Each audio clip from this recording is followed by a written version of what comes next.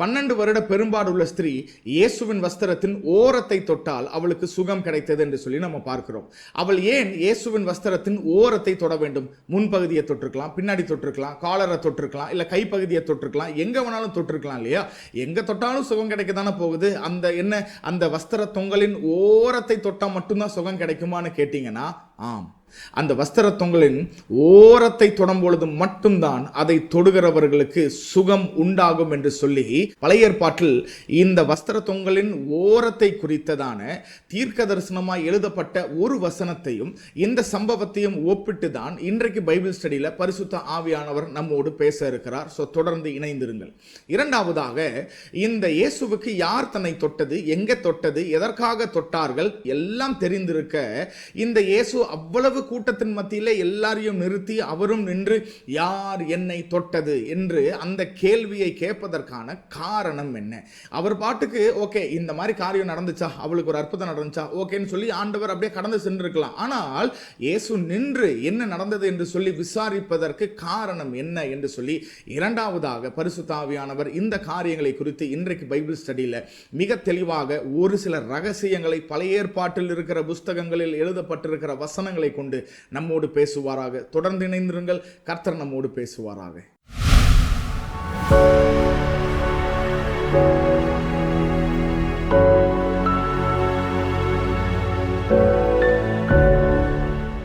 இந்த பெரும்பாடு உள்ள ஸ்திரியை குறித்து மத்தேயு 9வது அதிகாரத்தில் நம்ம பார்க்கிறோம். ஆனால் இந்த காரியங்களை தியானிப்பதற்கு முன்பதாக முதலாவது 8வது அதிகாரத்தில் என்ன நடந்தது என்று சொல்லி ஒரு சில காரியங்களை பார்க்க வேண்டும். ஒவ்வொரு பைபிள் ஸ்டடியிலையும் நாம் தியானிக்க இருக்கிற அந்த குறிப்பிட்ட வசனத்தையோ இல்ல குறிப்பிட்ட அந்த சம்பவத்தை நாம் புரிந்து கொள்ள வேண்டும் என்றால் அந்த வசனத்துடைய பின்னணி என்ன, பேக்ரவுண்ட் என்ன கான்டெக்ஸ்ட்ல எழுதப்பட்டது, எதற்காக, எந்த சூழலில், யாருக்கு எழுதப்பட்டது என்பதை முதலாவது புரிந்து கொண்டால் மாத்திரம்தான் அந்த பைபிள் ஸ்டடியில் இருக்கிற காரியங்கள் நமக்கு புரிவதற்கு ஈஸியாக இருக்கும். இப்ப 8வது அதிகாரத்தில் பார்த்தோம் அப்படின்னா இயேசுவும் சீஷர்களும் கலிலேயா கடலில் பிரயாணம் பண்ணி வருகிறார்கள். வரும்பொழுது பயங்கரமான ஒரு புயல் காற்று அடிக்கிறது. எல்லா சீஷர்களும் பயந்து போகிறார்கள். இப்போ இயேசு எழும்பி அந்த கலிலேயா கடலை அதட்டுகிறார். அதட்டுன உடனே பயங்கரமான ஒரு அமைதி, ரொம்ப ஒரு அமைதியாகி விட்டது.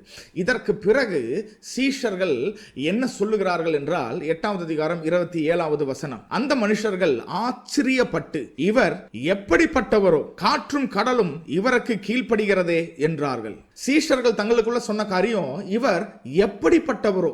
ஏன் இந்த சீஷர்கள் இப்ப எவ்வளவு நாட்களா இயேசுவோடு பிரயாணம் செய்கிறார்கள், எவ்வளவு அற்புதத்தை பார்த்திருக்கிறார்கள், எவ்வளவு நாட்கள் இயேசுவோடு ஊழியம் செய்கிறார்கள். ஆனால் இவர்களுக்குள்ள இன்னமும் புரியாத, அவர்களுக்கு விளங்காத, அண்டர்ஸ்டாண்ட் ஆகாத ஒரு காரியம் என்னன்னா, இயேசு எப்படிப்பட்டவரோ அப்படின்னா என்ன அர்த்தம்? இயேசு யார் என்கிற ஒரு தெளிவான ஒரு புரிதல் இந்த சீஷர்களுக்கு இல்ல. அதனாலதான் அவர்கள் சொல்லுகிறார்கள் இவர் எப்படிப்பட்டவரோ. இதே இயேசு மேசியா, அவர் தான் தேவாதி தேவன், ராஜா ராஜா என்கிற புரிதல் இருந்துச்சுன்னா அவங்க ஆச்சரியப்பட்டிருக்கவே மாட்டாங்க. இயேசுவுக்கு இதெல்லாம் சாதாரணப்பா, இவருக்கு இயற்கை எல்லாமே கீழ்ப்படியும் தானே அப்படின்னு சொல்லி ஆச்சரியப்பட்டிருக்க மாட்டாங்க. ஆனால் இயேசு இந்த அற்புதத்தை செய்த உடனே அவர்கள் ஆச்சரியப்பட்டார்கள். ஏன்னா அவர்கள் இதுவரைக்கும் இயேசுவை மேசியாவாகவோ இல்லனா தேவனாகவோ அவர்கள் இன்னும் அறிந்து கொண்டு அந்த காரியத்தை அவர்கள் உள்வாங்கி புரிந்து கொள்ளவில்லை. இப்ப இயேசுவுடைய நிலைமையிலிருந்து இந்த இடத்தை யோசிச்சு பாருங்க. அவருக்கு இன்னும் 3.5 வருஷம் தான் இருக்கு. எதற்கு? ஊழியத்தை நிறைவேற்றி அதற்கப்புறம் மரித்து பரமேறுவதற்கு இன்னும் 3.5 வருஷம் தான் இருக்கு. அதுக்குள்ள இந்த 12 பேர்த்துக்கும் அவர் யார் என்று சொல்லி வெளிப்படுத்த வேண்டும். அதற்கு பிறகு அவர்கள் அந்த 12 பேர்த்துக்கும் எப்படி ஊழியம் செய்யணும், என்ன பண்ணணும், எங்கெல்லாம் போகணும், எப்படியெல்லாம் அற்புதம் செய்யணும், அடையாளம் செய்யணும் சொல்லி ட்ரைனிங் கொடுக்கணும். இத்தனை காரியம் இருக்கும் பொழுது சீஷர்கள் இவ்வளவு நாட்களாக இயேசுவோடு பிரயாணம் செய்தும் இயேசு யாருன்னே தெரியலனா இயேசுவுக்கு அந்த சென்ஸ் ஆஃப் அர்ஜென்சி, அதாவது ஐயோ இன்னும் இவங்களுக்கு புரியலையா, இவங்களுக்கு புரிய வைக்க வேண்டுமே என்கிற ஒரு ஆதங்கமும் ஒரு அவசரமும் இயேசுவுக்கு நிச்சயமாய் இருந்திருக்கும் என்பதை இந்த இடத்துல இயேசுவுடைய கண்ணோட்டத்திலிருந்து, இயேசுவுடைய மென்டாலிட்டியிலிருந்து நீங்களும் நானும் முதலாவது புரிந்து கொள்ள வேண்டும். இப்ப இயேசுவுடைய மனதில் ஓடிக்கொண்டிருக்கிற இந்த காரியங்களை நாம் முதலாவது புரிந்து கொண்டு அதற்கு பிறகு இப்ப 9வது அதிகாரத்தை வாசிச்சா நமக்கு ஈஸியா நமக்கு புரியும். இப்போ எல்லாரும் கரையை வந்து சேருகிறார்கள். இப்போ 9வது அதிகாரம் 2வது வசனத்துல பார்த்தீங்க அப்படின்னா ஒரு திமிர்வாதக்காரன் இருக்கிறான். இயேசு அவனை பார்த்து சொன்ன காரியம் என்ன தெரியுமா? உன் பாவங்கள் பாவங்கள் உனக்கு மன்னிக்கப்பட்டது என்று சொன்னதற்கு பிறகு நீ எழும்பி நட என்று சொன்னார்.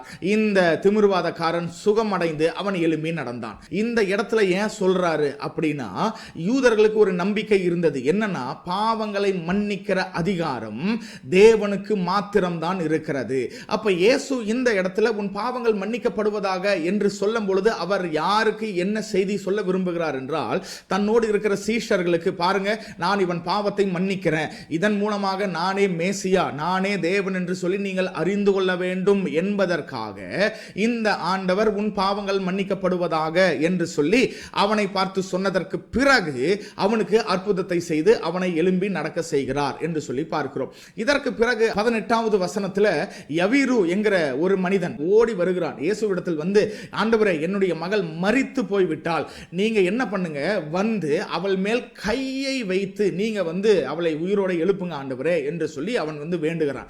இப்ப இயேசுவும் என்ன பண்ணுகிறார் என்றால், ஓகே வாங்க அப்படின்னு சொல்லிட்டு கிளம்புறார். கிளம்பும் போது சீஷர்களும் அவரோடு போனார்கள் என்று சொல்லி நம்ம 18வது வசனத்தில் வாசிக்கிறோம். தலைவன் ஒருவன் வந்து அவரை பணிந்து, என் மகள் இப்பொழுது நான் மரித்து போனால், ஆகிலும் நீர் வந்து அவள் மேல் உமது கையை வையும், அப்பொழுது பிழைப்பாள் என்றான். இயேசு எழுந்து தம்முடைய சீஷரோடு கூட அவன் பின்னே போனார். இந்த இயேசு எழுந்து அந்த யவீருடைய வீட்டுக்கு போகும் பொழுது இந்த சீஷர்களுக்குள்ள எவ்வளவு குழப்பமும் தயக்கமும் பயமும் இருந்திருக்கும் என்று சொல்லி புறஜாதிகளாய் இருக்கிற உங்களுக்கும் எனக்கும் நிச்சயமாய் புரிவதற்கு வாய்ப்பே இல்லை.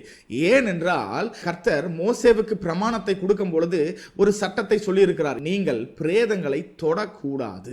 பிரேதங்களை நீங்கள் என்ன பண்ணக்கூடாதுன்னா உங்க கையை வைத்து நீங்கள் தொடக்கூடாது. ஆனால் யவீரு இங்க வந்து இயேசுவின் இடத்தில் சொன்ன காரியம் என்ன? என்னுடைய மகள் மரித்து விட்டால் உம்முடைய கையை அவள் மேல் நீர் வெய்யும் ஆண்டவரே, அப்பொழுது அவள் பிழைத்துக் கொள்வாள். இப்போ சீஷர்கள் போகும்போது அவங்களுக்குள்ள எத்தனை யோசனை ஓடி இருக்கும். ஐயோ, நம்ம யூதர்களாச்சே, நம்ம வந்து தேவனுடைய சட்டமாகிய மோசே மூலமாய் கொடுக்கப்பட்ட தேவனுடைய சட்டத்துக்கு நம்ம கீழ்ப்படியணுமா, இல்லை இப்போ நம்மளுடைய போதகர் இல்லைன்னா நம்முடைய ரபி, நம்முடைய டீச்சர் ஆகிய இந்த இயேசு போறாரே, அவர் பின்னாடி நம்மளும் போய் கை வைக்கிறதா, நம்ம தீட்டாயிருவோமே, தேவனுடைய சட்டத்திற்கு விரோதமான காரியத்தை செய்கிறவர்களா மாறிடுவோமே சொல்லி எவ்வளவு யோசனைகள், எவ்வளவு குழப்பங்கள் இருக்கும். மோசேவுடைய பிரமாணத்துக்கு கீழ்ப்படுகிறதா இல்லை இயேசுவை பின்பற்றுகிறதாங்கிற பெரிய ஒரு குழப்பத்தில் தான் இவங்க எல்லாரும் 12 பேரும் இயேசுவுக்கு பின்பதாய் அவர்கள் போகிறார்கள். இப்ப இவர்கள் போகும் பொழுதுதான் 12 வருட பெரும்பாடுள்ள ஸ்திரீ இயேசுவை வந்து தொட்டாள் என்று சொல்லி நம்ம பார்க்கிறோம். வாசிக்கலாம் 20வது வசனம். அப்பொழுது 12 வருஷமாய் பெரும்பாடுள்ள ஸ்திரீ, நான் அவருடைய வஸ்திரத்தை ஆகிலும் தொட்டால் சொஸ்தமாவேன் என்று தன் உள்ளத்தில் எண்ணிக்கொண்டு அவர் பின்னாலே வந்து அவருடைய வஸ்திரத்தின் ஓரத்தை தொட்டாள். அப்போ நம்ம இதுவரைக்கும் நம்ம என்ன நினச்சிட்டு இருந்திருப்போம் அப்படின்னா, அவள் வந்து ஏதாவது இயேசுவின் வஸ்திரத்தை எங்கேயாவது தொட்டுறணும், நமக்கு சுகம் கிடச்சிரும் அப்படின்னு சொல்லி அவள் தொட்டிருப்பா. தொடும் பொழுது அந்த ஓரத்தை மட்டும்தான் அவனால் தொட முடிந்தது என்று சொல்லி நம்ம நினைத்திருக்கலாம். ஆனால் உண்மை என்னன்னா, அவள் எய்ம் பண்ணி வந்ததே, அவளுடைய டார்கெட், அவளுடைய எய்மே என்னன்னா, நான் இயேசுவை வேற எங்கேயும் தொட்டக்கூடாது, இயேசுடைய ட்ரெஸ்ஸை வேற எங்கேயுமே நான் டச் பண்ணிடக்கூடாது. எங்கே தான் நான் கரெக்டாக தொடணும்னா இயேசுடைய வஸ்திரத்தின் ஓரத்தை மட்டும்தான் கரெக்டாக நான் தொடணும், ஏன்னா அதை தொட்டாதான் எனக்கு சுகம் உண்டாகும் என்று சொல்லி அவள் அன்றைக்கு விசுவாசித்தாள் என்று சொல்லி நம்ம வசனத்தில் பார்க்கிறோம். மீண்டுமாக ஒரு யூதனாக அவர்கள் கடைபிடிக்க வேண்டிய ஒரு சட்டம் என்ன அப்படின்னா, இந்த பெண்களுக்கு அந்த மந்த்லி பீரியட்ஸ் டைம் ஆகுது பாருங்களேன். அப்போ என்ன ஆண்டவர் சட்டம் கொடுத்திருக்கிறார்னா, யாரெல்லாம் இந்த பெண்களை தொடுகிறார்களோ அவர்கள் எல்லாரும் வந்து தீட்டானவர்கள், அசுத்தமானவர்கள். சாயந்தரம் வரைக்கும் அப்படிதான் இருப்பாங்க. தொடப்பட்ட கார்மெண்ட், ட்ரெஸ்ஸு, அது எல்லாத்தையும் அவங்க என்ன பண்ணணும்னா உடனே துவைச்சிடணும். இட் இஸ் அன்கிளீன் அப்படின்னு சொல்லி வசனம் மிக தெளிவாய் சொல்லுகிறது. அப்போது ஒரு யூதனாய் இருக்கும் பொழுது இயேசுவோடு கூட இருக்கிற சீஷர்களுக்கு பாருங்க, ஏற்கனவே வந்து எங்கே போயிட்டு இருக்கிறாங்க, ஒரு டெத் வீட்டுக்கு, அதாவது எங்கே போகக்கூடாதோ, எந்த சவத்தை தொடக்கூடாதோ அந்த டெட் பாடியை தொடும்படி போயிட்டு இருக்காங்க. முதலாவது பிரச்சனை. இரண்டாவது பார்த்தீங்க அப்படின்னா, இந்த மாதிரி மந்த்லி பீரியட்ஸ் இருக்கிற ஒரு பெண் வந்து நம்முடைய போதகராகிய இயேசுவை தொட்டுட்டாலே இப்போ இயேசு வந்து அன்கிளீன், அதாவது தீட்டானவராய் மாறிவிட்டாரே, இப்போ தேவனுடைய சட்டத்தை நாம் வந்து கை கொள்வதா இல்லை இயேசு என்ன சொல்றாரோ அதன்படி செய்வதா என்று சொல்லி குழப்பத்தில் நின்று கொண்டு இருக்கிறார்கள். இப்ப இந்த இடத்துல பாத்தீங்க அப்படின்னா, இயேசுவின் வஸ்திரத்தின் ஓரத்தில் இருக்கிற அந்த காரியம் என்ன, அதுல என்ன அப்படி ஸ்பெஷலா இருக்கு அப்படின்னு சொல்லி நாம் புரிந்து கொள்ள வேண்டும் என்றால், மோசே மூலமாய் தேவன் யூதர்களுக்கு கொடுத்த ஒரு சட்டத்தை நாம் வாசிக்க வேண்டும். வாசிக்கலாம். என்னாகமத்தின் புஸ்தகம் 15வது அதிகாரம் 38 41 வசனங்கள் வரை. நீ இஸ்ரவேல் புத்திரர் இடத்தில் பேசி அவர்கள் தங்கள் தலைமுறை தோறும் தங்கள் வஸ்திரங்களில் ஓரங்களிலே தொங்கலை உண்டாக்கி என்று சொல்லி அந்த வசனம் சொல்லுகிறது. அப்போ வஸ்திரத்தின் ஓரத்திலே யூதர்கள் என்ன பண்ணணும்னா ஒரு தொங்கலை தொங்க விட வேண்டும். இந்த வஸ்திரத்தின் ஓரத்திலே ஒரு தொங்கலை அவர்கள் தொங்க விட வேண்டும்.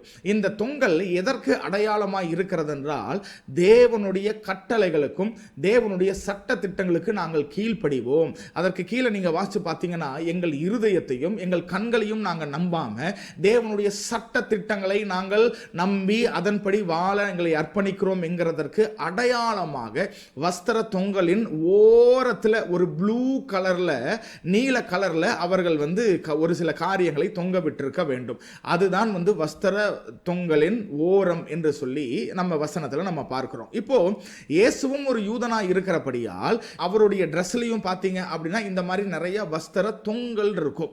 அந்த தொங்கல் எதற்கு அடையாளமாய் இருக்கிறது? தேவனுடைய சட்ட திட்டங்களுக்கு அது அடையாளமாய் இருக்கிறது. இப்ப நம்ம ஏற்கனவே கேட்ட கேள்வியின் பிரகாரம் இயேசுவின் வஸ்திரத்தின் அந்த ஓரத்தை தொட்டால் மட்டும்தான் அற்புதம் நடக்குமா? இதற்கு ஆதாரமாய் பழைய ஏற்பாட்டில் வசனம் எங்கே இருக்கிறது என்று சொல்லி நீங்க கேட்டீங்கன்னா, நம்ம எல்லாரும் நன்றாய் அறிந்திருக்கிற ஒரு வசனம். ஆனா அதுல தான் பெரிய ஒரு சீக்ரெட், ஒரு ரகசியம் இருக்கிறது. வாசிக்கலாம்.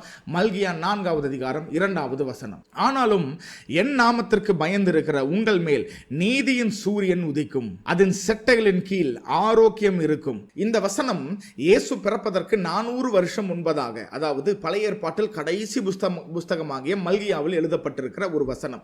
இந்த வசனம் வரப்போகிற மேசியாவை குறித்து தீர்க்க தரிசனமாய் எழுதப்பட்ட ஒரு வசனம். அப்ப என்ன தீர்க்க தரிசனம் சொல்லுகிறது? நீதியின் சூரியன் உங்கள் மேல் உதிக்கும். நீதியின் சூரியன் நம்ம எல்லாருக்கும் தெரியும், வரப்போகிற மேசியாவாகிய இயேசு கிறிஸ்து தான் நீதியின் சூரியன். இப்ப அடுத்தது பாத்தீங்கன்னா, அதுதான் ரொம்ப முக்கியமான காரியம். அதன் செட்டைகளின் கீழ் ஆரோக்கியம் இருக்கும். செட்டைகள் அப்படின்னா விங்ஸ். இங்கிலீஷ்ல இதே வசனத்தை நான் வாசிச்சோம் அப்படின்னா, with healing in his wings. தமிழ்ல ஆரோக்கியம் அப்படின்னு இருக்கு, ஆனா இங்கிலீஷ்ல பாத்தீங்கன்னா ஹீலிங், அதாவது சுகம் உண்டாகும். உங்களுக்கு ஒரு பலவீனம் சுகவீனம் இருந்துச்சுன்னா இந்த செட்டைகளுக்கு கீழே வருகிற உங்களுக்கு வியாதி இருந்தாலும் சுகம் உண்டாகும்.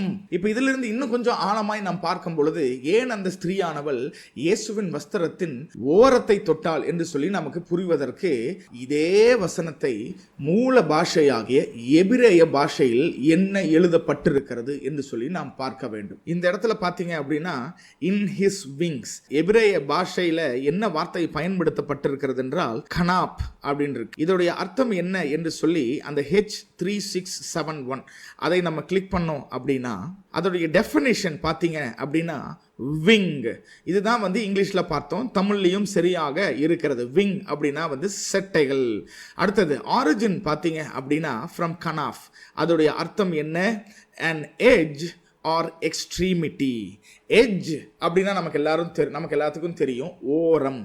எட்ஜில் போய் நிற்காத அப்படின்னா தமிழ்ல என்ன சொல்லுவோம்? ஓரத்தில் போய் நிற்காத, கொஞ்சம் உள்ள தள்ளி வா அப்படின்னு சொல்லுவோம். கனாஃப் அப்படிங்கிற அந்த வார்த்தையோடைய ஒரு அர்த்தம் என்ன அப்படின்னா விங்ஸ் ஆஃப் அ பேர்ட். ஆனால் இந்த கனாஃப் அப்படிங்கிற வார்த்தைக்கு இன்னொரு அர்த்தமும் இருக்கிறது, அதுவும் இதே இடத்தில் எழுதப்பட்டிருக்கிறது. வாசிக்கலாம். Of a garment or bed clothing. Garment அப்படின்னா நமக்கு எல்லாருக்கும் தெரியும், ட்ரெஸ். இயேசு அணிந்திருந்த அவருடைய ஆடை, அந்த வஸ்திரத்தின் தொங்கலுடைய ஓரத்தை தான் இந்த கனாஃப் அப்படிங்கிற வார்த்தைக்கு இன்னொரு அர்த்தம். அப்ப இந்த கனாஃப் அப்படிங்கிற இந்த எபிரேய வார்த்தைக்கு 2 அர்த்தம் இருக்கிறது. ஒன்று செட்டைகள், இரண்டாவது அந்த வஸ்திர ஓரத்தின், அந்த வஸ்திர தொங்கலின் அந்த ஓரம். இப்ப நல்லா இந்த வசனத்தை மீண்டும் இந்த வார்த்தையை போட்டு வாசிச்சோம் அப்படின்னா இந்த சம்பவங்கள் நமக்கு புரிவதற்கு ஏதுவாய் இருக்கும். உங்கள் மேல் நீதியின் சூரியன் உதிக்கும், அதன் செட்டைகளின் கீழ் அப்படின்னு படிக்கிறதுக்கு பதிலாக அதன் வஸ்திர தொங்கலின் ஓரத்தில் உங்களுக்கு ஆரோக்கியம் இருக்கும். ஏன்னா கனாஃப் என்கிற வார்த்தைக்கு 2 அர்த்தம் இருக்கிறது. ஒன்று செட்டைகள், இரண்டாவது the edge of a garment, அந்த ட்ரெஸ்ஸோடைய அந்த எட்ஜ், அந்த தொங்கல், அந்த ஓரம் என்று சொல்லி அர்த்தம். ஸோ அந்த மாதிரி இந்த வசனத்தை நம்ம போட்டு வாசிச்சோம் அப்படின்னா இந்த காரியம், இந்த தீர்க்க தரிசனம் நிச்சயமாய் புதிய ஏற்பாட்டில் அந்த ஸ்திரீயின் வாழ்க்கையில நிறைவேறுகிறதை நீங்களும் நானும் புரிந்து கொள்ள முடிகிறது. இந்த ஸ்திரீயானவள் யார், அவருடைய பெயர் என்ன, என்ன காரியம், பின்னணி ஒண்ணுமே நமக்கு கொடுக்கப்படலை. ஆனால் நான் விசுவாசிக்கிறேன் அந்த ஸ்திரீயானவள் நிச்சயமாய் ஒரு யூதர் பெண்மணியாக தான் இருக்க வேண்டும். அது மாத்திரமல்ல, அவள் பழைய ஏற்பாட்டை மிக மிக நன்றாக அறிந்து படித்து புரிந்து கொண்டவளாய் இருக்க வேண்டும். ஏன்னா யாரு இயேசுவின் வஸ்திரத்தின் தொங்கலின் ஓரத்தை தொட விசுவாசித்து அதை தொட்டா எனக்கு அற்புதம் நடக்கும்னு யார் விசுவாசிப்பாங்க தெரியுமா? இந்த மல்கியா 4வது அதிகாரத்துடைய 2வது வசனத்தை செட்டைகளின் கீழ் என்று அல்ல, வரப்போகிற மேசியாவுடைய ட்ரெஸ், அந்த ட்ரெஸ்ஸில் இருக்கிற சின்ன அந்த வஸ்திர தொங்கலின் ஓரத்தை நான் தொட்டேன்னா எனக்கு அற்புதம் நடக்கும்னு யாருக்கு புரியும்னா பழைய ஏற்பாட்டை முழுவதுமாய் படித்து புரிந்தவர்களுக்கு மாத்திரம்தான். அப்ப இயேசு இப்படிப்பட்ட மேசியா என்று சொல்லி ரொம்ப சத்தமா இல்ல, ரொம்ப அமைதியாய் தன்னுடைய மனதுக்குள்ளேயே இயேசுவை மேசியாவாக ஏற்றுக்கொண்டு இயேசுவை மேசியாவாக அங்கீகரித்து இந்த மேசியாவுடைய வஸ்திர தொங்கலின் ஓரத்தை தொட்டால் எனக்கு சுகம் உண்டாகும்னு சொல்லி நான் படிச்சிருக்கிறேனே பழைய ஏற்பாட்டில், அதன்படி நான் விசுவாசித்து நான் இந்த ஓரத்தை தொடுவேன்னு சொல்லி இந்த பெண் வந்து இயேசுவின் வஸ்திரத்தின் ஓரத்தை மாத்திரம் தொடுவதற்கு பிரயாசப்பட்டால், தொட்டால், விசுவாசித்தால், அவள் விசுவாசித்த பிரகாரமே அவளுக்கு ஒரு அற்புதம் நடந்தது. அப்ப இதெல்லாம் பார்த்து கொண்டிருக்கிற சீஷர்களுக்கு இப்ப புரிகிறது, நிச்சயமாய் நம்மோடு இருக்கிற இந்த இயேசு சாதாரண ஒரு மனிதன் அல்ல, ஒரு போதகர் அல்ல, ஒரு ரபி அல்ல.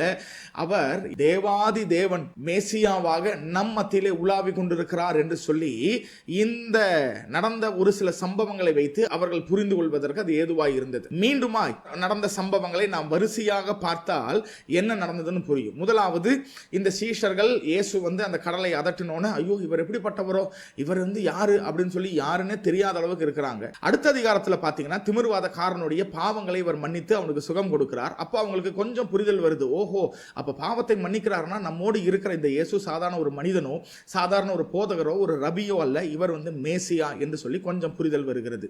அடுத்தது பார்த்தீங்க அப்படின்னா இந்த பெரும்பாடு உள்ள ஸ்திரீ இயேசுவோடைய அந்த வஸ்திர தொங்கலின் ஓரத்தை தொட்டால் அப்படிங்கும்போது மத்தேயு இதை ஏன் மிக தெளிவாக இந்த இடத்துல எழுதி வைத்திருக்கிறார் அப்படின்னா, இதை வாசிக்கிற மத்த யூதர்களும் மல்கியாவின் புஸ்தகத்தை வாசிச்சிருப்பாங்க. அப்போ மல்கியா 4:2 சொல்லுகிறபடி இந்த இயேசுவோடைய வஸ்திரத்தின் அந்த ஓரத்தை தொட்ட இவளுக்கு ஒரு அற்புதம் நடந்துச்சுன்னா, அப்ப மல்கியாவில் எழுதப்பட்ட அந்த தீர்க்க தரிசனம் வேற யாரை குறித்தும் அல்ல, இந்த இயேசுவை குறித்து தான் மேசியா என்று சொல்லி எழுதப்பட்டிருக்கிறது என்று சொல்லி இயேசுவை விசுவாசிக்க வேண்டும் என்று சொல்லி மத்தேயு யூதர்களுக்கு எழுதும் போது இந்த காரியத்தை ரொம்ப ஸ்பெசிபிக்கா ரொம்ப தெளிவா அழகாக அவர் எழுதி வைக்கிறார். அப்ப இந்த சம்பவம் நடக்கும்போது சீஷர்களுக்கு இன்னும் கொஞ்சம் புரிதல் வந்திருக்கும். இயேசுவுடைய வஸ்திர தொங்கலை தொட்டதுனால இந்த ஸ்திரீக்கு சுகம் கிடைச்சிச்சுன்னா இவர் தான் மேசியா. இதுக்கப்புறம் பாத்தீங்கன்னா மரித்த அந்த யவீருடைய வீட்டுல போய் யவீருடைய பொண்ணை தொடராரு. உடனே அந்த மகள் எந்திரிச்சு உட்கார்றா. அப்ப அடுத்தது இந்த சீஷர்களுக்கு இன்னும் கொஞ்சம் புரிஞ்சிருக்கும், ஓகே அப்ப மரித்த போனவர்களை உயிரோடு எழுப்பக்கூடிய வல்லமை இருக்கிற ஒரே ஒரு தேவன் யார் என்றால் நம்மோடு இருக்கிற இந்த இயேசு, இவர் தான் மேசியா என்கிற இன்னும் ஒரு புரிதல் அவர்களுக்கு இன்னும் ஜாஸ்தி ஆகுது. இதுக்கு அடுத்தது பார்த்தீங்க அப்படின்னா 27வது அதிகாரத்தில் 2 குருடர்கள் இயேசு நடந்து போயிட்டு இருக்கும் பொழுது பின்னாடியே தாவீதின் குமாரனே ரோட்ல கத்திக்கிட்டே வராங்க. ஆனா இயேசு அவர்களுக்கு எந்த மறு உத்தரவும் தரவில்லை. இப்ப இயேசு ஒரு வீட்டுக்குள்ள போறாரு. இந்த 2 குருடர்களும் கத்திக்கிட்டு அந்த வீட்டுக்குள்ள போறாங்க. உள்ள போன உடனே சீஷர்களும் நிச்சயமா உள்ள இருந்திருக்கணும் வீட்டுக்குள்ள. இப்ப வீட்டுக்குள்ள இருக்கும்போது இயேசு இந்த குருடர்களை பார்த்து உங்கள் விசுவாசத்தின்படியே நடப்பதாக அப்படின்னு சொல்றாரு. உடனே அவர்களுக்கு கண் பார்வை கிடைக்கிறது. இதையும் சீஷர்கள் பார்க்கறாங்க. அப்போ சீஷர்களுக்கு இப்ப என்ன புரியுது, ஓகே இவங்க என்ன விசுவாசிச்சாங்க, தாவீதின் குமாரனாகிய இயேசு. அப்ப தாவீதின் குமாரன் யாரு, மேசியா தான் தாவீதின் குமாரன். இரண்டாவதாக 12 வருட பெரும்பாடு உள்ள ஸ்திரீக்கு இருந்த அந்த ஒரு விசுவாசமும் இயேசுவை குறித்ததான அவர்தான் மேசியா என்கிற அந்த புரிதலும் இவ்வளவு நாட்கள் இயேசுவோடு பிரயாணம் பண்ணுகிற நமக்கு இல்லையே என்று சொல்லி சீஷர்களுக்கு அன்றைக்கு புரிந்திருக்கும். அதே போல அந்த திமிர்வாதக்காரனை பார்க்கும் பொழுது அவன் தன்னுடைய பாவங்கள் எல்லாம் மன்னிக்கப்பட்டது என்று சொல்லி விசுவாசத்துல அவன் எந்திரிச்சு இவர் சொல்றாரு நம்ம எந்திரிச்சு நடப்போம், எந்திரிச்சு நடந்து போனானே, அவன் ஆச்சரியப்படலையே. ஆனா இயேசுவோடு இத்தனை நாட்கள் இருந்து அவர் அற்புதம் செய்யும் போதெல்லாம் இவர் யாரோன்னு நம்ம ஆச்சரியப்படுறோமே, ஏன்னா நமக்கு அந்த புரிதல் இல்லையே என்று சொல்லி இந்த 3 பேர் யாரு, திமிர்வாதக்காரன், 12 வருஷ பெரும்பாடு உள்ள ஸ்திரீ, இந்த 2 குருடர்கள் யவீரு, இவர்களுக்கு இருந்த புரிதல் எல்லாம் கூட நமக்கு இல்லையே என்று சொல்லி இந்த சீஷர்கள் அன்றைக்கு புரிந்து கொண்டார்கள். இப்போ நிச்சயமாக இது இதுவரைக்கும் எடுத்த காரியங்கள் உங்களுக்கு புரிந்திருக்கும் என்று சொல்லி நான் விசுவாசிக்கிறேன். இப்ப இரண்டாவதான கேள்வி, இயேசு யார் இவரை தொட்டது, எதற்காக தொட்டார்கள் என்று சொல்லி தெரிந்திருந்தும் ஏன் இந்த ஸ்திரீயை முன்பதாக அழைத்தார்? ஏன் முன்பதாக அழைத்தார்னா, அந்த ஸ்திரீ எல்லாத்துக்கு முன்னாடியும் கன்ஃபஸ் பண்ணணும். அவள் சொல்ல வேண்டும், இயேசுடைய வஸ்திர தொங்கலை நான் தொட்டேன், தொட்ட உடனே எனக்குள்ள இருந்த இந்த வியாதி சரியானது. அப்போ இந்த ஸ்திரீக்கு 12 வருஷமா இந்த வியாதி இருக்குன்னு சொல்லி எல்லாருக்கும் தெரியும். ஏன்னா அந்த காலத்துல சொசைட்டி, அந்த காலத்துல கலாச்சாரம், மோசேவோட சட்டம் அப்படிதான் சொல்லப்பட்டது. அப்ப 12 வருஷமா இருக்குன்னா அந்த ஊர்ல எல்லாருக்கும் தெரியும், ஓ இந்த அம்மாவா, எல்லாம் தள்ளி போங்கப்பா, அவளுக்கு இந்த பிரச்சனை இருக்கு, அவளை தொட்டா இல்ல அவன் நம்மளை தொட்டா தீட்டாயிருவோம்னு சொல்லி ஊருக்கே தெரியும். ஆனால் இந்த ஊருக்கே அவளுடைய பிரச்சனை தெரிந்திருந்தாலும் இன்றைக்கு அந்த ஸ்திரீயானவள் இயேசுவை தொட்டேன், அதுவும் இயேசுவை எங்க தொட்டேன் அப்படின்னா அவருடைய வஸ்திர தொங்கலின் ஓரத்தை நான் தொட்டேன்னு சொல்லி அவள் கன்ஃபஸ் பண்ணி எல்லா ஜனங்களுக்கு முன்பதாய் அவள் சொல்லும் பொழுது சீஷர்களுக்கு மாத்திரமல்ல, அங்கு இருந்த எல்லா ஜனங்களுக்கும் புரிந்திருக்கும், ஓகே, மல்கியாவில் சொல்லப்பட்ட அந்த தீர்க்க தரிசனத்தில் எழுதப்பட்டிருக்கிற மேசியாதான் இங்கே நம் மத்தியிலே நின்று கொண்டிருக்கிற இந்த இயேசு என்று சொல்லி அவர்கள் எல்லாருக்கும் புரிந்து கொள்ள வேண்டும், அவர்களுக்கு அந்த தெளிவு உண்டாக வேண்டும் என்பதற்காக தான் இயேசு இந்த ஸ்திரீயை எல்லாருக்கும் முன்பதாக அழைத்தார் என்று சொல்லி பார்க்கிறோம். இந்த பைபிள் ஸ்டடியிலிருந்து, இந்த பெரும்பாடு உள்ள ஸ்திரீயினுடைய வாழ்க்கையிலிருந்து நாம் கற்றுக்கொள்ள வேண்டிய ஒரு காரியம் என்ன அப்படின்னா, இயேசுவோடு சீஷர்கள் அநேக நாட்கள் இருந்தார்கள். ஆனால் இயேசு யார், அவர் எப்படிப்பட்டவர், அவருடைய வல்லமை என்ன, அவரால் என்ன செய்ய முடியும் என்று சொல்லி அவர்களுக்கு தெரியல. ஆனால் ஒரு திமிர்வாதக்காரனுக்கு தெரிந்திருந்தது, குருடர்களுக்கு தெரிந்திருந்தது, இந்த யவீருவுக்கு தெரிந்திருந்தது, இந்த பெரும்பாடுள்ள ஸ்திரீக்கு தெரிந்திருந்தது. இன்றைக்கு நீங்களும் நானும் இயேசுவோடு எத்தனை ஆண்டுகளாய் நாம் இருக்கிறோம், எத்தனை ஆண்டுகளாய் நாம் சபைக்கு சொல்லுகிறோம், தேவனை ஆராதிக்கிறோம் என்பது முக்கியம் அல்ல, இயேசுவை யார் என்று சொல்லி நீங்களும் நானும் அறிந்திருக்கிறோமா? நம்முடைய தேவனுடைய வல்லமை என்ன, அவர் எவ்வளவு பெரியவர், அவர்தான் மேசியா என்று சொல்லி கூடையே இருந்த சீஷர்களுக்கு தெரியல. ஆனா கண்ணில்லாத 2 குருடர்களுக்கு தெரிந்திருந்தது, இவர் தாவீதின் குமாரன். இன்றைக்கு அநேகர் சபைகள்ல இன்னைக்கு நம்ம அப்படிதான் இருக்கிறோம். அநேக ஆண்டுகள் நாம் சபைக்கு போகிறோம், ஆராதிக்கிறோம், காணிக்கை கொடுக்கிறோம், எல்லா காரியங்களையும் செய்யறோம். ஆனால் இயேசு யார் என்கிற ஒரு தெளிவான புரிதல் இல்லை. இன்றைக்கு நாம் விசுவாசிப்போம், ஆண்டவரே நீர் யார் என்பதை நான் அறிந்து கொள்ளுவேன், நீங்க யார் என்பதை நான் புரிந்து கொள்வதற்கு இன்னும் நான் வேதத்தை, ஏன்னா வேதத்துல தான் அவருடைய காரியங்கள் இருக்கிறது. அவர் எப்படிப்பட்டவர், எப்படிப்பட்ட செயல்களை செய்கிறவர், அவர் எவ்வளவு பெரிய தேவன், அவருடைய வல்லமை என்ன, அவருடைய மகத்துவம் என்ன என்று சொல்லி புரிந்து கொள்ள வேண்டும் என்றால் வேதத்தில் தான் இருக்கிறது. ஆண்டவரே வேதத்தை நான் வாசிப்பேன், நீர் யார் என்பதை இன்னும் நான் தோண்டி ஆராய்ந்து படிக்க நான் ஆரம்பிப்பேன். ஆண்டவரே உம்மை ஏதோ கடமைக்காக ஆராதிக்கிற ஒரு கிறிஸ்துவனாய் அல்ல, இன்னமும் உம்மை ரொம்ப இன்டிமேட்டா, ரொம்ப க்ளோஸா நான் அறிந்து கொள்ள விரும்புகிறேன். ஆண்டவரே எனக்கு உம்மை வெளிப்படுத்தும் என்று சொல்லி பெயர் கிறிஸ்துவர்களாக அல்ல, முற்றிலுமாய் அர்ப்பணிக்கப்பட்ட தேவனை இன்னும் அறிந்து கொள்ள வேண்டும் என்கிற ஒரு தாகத்தோடு இன்றிலிருந்து கர்த்தரிடத்தில் ஜெபிக்க ஆரம்பிப்போம், வேதத்தை ஆராய ஆரம்பிப்போம். நிச்சயமாய் தேவன் தம்மை உங்களுக்கு வெளிப்படுத்துவாராக, உங்க வாழ்க்கையில அவருடைய மகிமையை வெளிப்படுத்துவாராக. உங்க குடும்பத்துல, உங்க வீட்டுல, நீங்க வேலை செய்கிற இடத்துல, உங்க பிசினஸ்ல, உங்களுடைய பிள்ளைகளுடைய வாழ்க்கையில தேவன் தம்மை மாத்திரமல்ல, தம்முடைய வல்லமையையும் தம்முடைய கிருபையையும் தம்முடைய மகத்துவத்தையும் உங்களோட வாழ்க்கையில கர்த்தர் வெளிப்படுத்துவாராக என்று சொல்லி நிச்சயமாய் இந்த பைபிள் ஸ்டடி உங்களுக்கு பிரயோஜனமாய் இருந்திருக்கும் என்று சொல்லி நான் விசுவாசிக்கிறேன். ஒரு முக்கியமான அறிவிப்பு, வருகிற நாட்களில் இன்னும் அதிகமான பைபிள் ஸ்டடியை, இந்த மாதிரி ஆழமான சத்தியங்களை கற்றுத் தருவதற்கு பரிசுத்த ஆவியானவர் எங்களுக்கும் உங்களுக்கும் கிருபை செய்ய வேண்டும் என்று சொல்லி நாங்கள் ஜெபித்து வருகிறோம். அதற்காக மிகுந்த பிரயாசப்படுகிறோம்.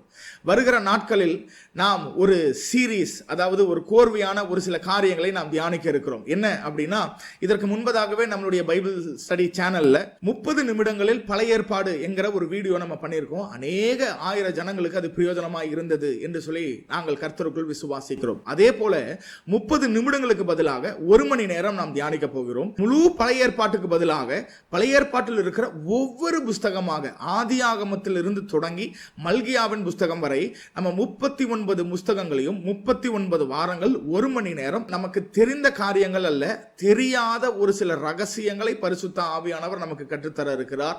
சோ தொடர்ந்து வருகிற வாரங்களில் நீங்க தொடர்ந்து இணைந்திருங்கள். நிச்சயமாய் நமக்கு மிகுந்த பிரயோஜனமான ஒரு சில வேத ரகசியங்களையும் வேத பின்னணியோடு கூட சேர்ந்து நமக்கு பைபிள் ஸ்டடியும் பரிசுத்த ஆவியானவர் உங்களுக்கும் எனக்கும் கற்றுத் தருவாராக. God bless you. சப்ஸ்கிரைப் பண்ணுங்க. அநேகருக்கு இந்த வீடியோவை உங்களால் முடிஞ்சா ஷேர் பண்ணுங்க. அநேகருக்கு பிரயோஜனமாக இருக்கட்டும். கர்த்தர் உங்களை ஆசீர்வதிப்பாராக. God bless you. Praise the Lord.